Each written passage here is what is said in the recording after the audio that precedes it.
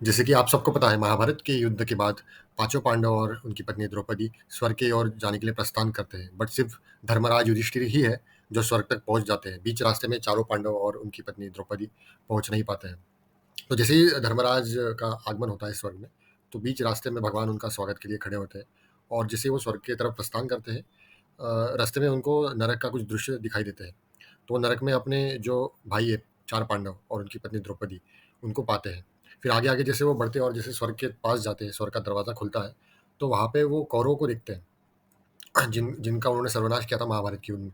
कौरवों को देख के, कौरवों को स्वर्ग में देख के और पांडवों को नरक में देख के वो बहुत दुखी और बहुत निराश हो जाते हैं, और वो भगवान से प्रश्न पूछते हैं, भगवान ये किस तरीके का अन्याय है जो पूरे जिन्होंने धर्म का साथ दिया है महाभारत के युद्ध में, उनको आपने नरक में डाल दिया, और जिन्होंने अधर्म का साथ दिया है वो मुझे स्वर्ग में दिख रहे हैं, ये कैसा अन्याय है। तो भगवान उनको बोलते हैं, हे धर्मराज युधिष्ठिर, आपने तो कौरवों का सर्वनाश कर दिया था महाभारत के युद्ध में, आप फिर भी आपके अंदर अभी भी वो हीन भावनाएं क्यों है उनके प्रति, आपके अंदर नाराजगी क्यों है, आप इतना व्यथित क्यों है।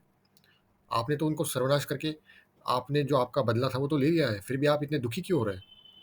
तो ये सब बोल के भगवान उनको समझाते हैं कि हमारा जो लड़ाई है, जीवन की जो लड़ाई है, वो हमारे भीतर है, हमारे अपने मन के साथ है। हमारे मन में जो ख्याल आते हैं, जो विचार आते हैं, उनके ऊपर काबू करना, ये हमारे जीवन की सबसे बड़ी लड़ाई है।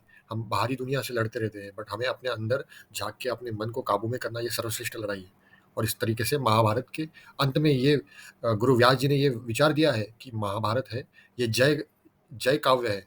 जैसे विजय होता है वो दूसरों के ऊपर होता है, जय होता है वो अपने खुद के ऊपर होता है। तो हमें हमेशा जय के पीछे भागना चाहिए, जो कि हमारे मन के ऊपर विजय प्राप्त करना चाहिए।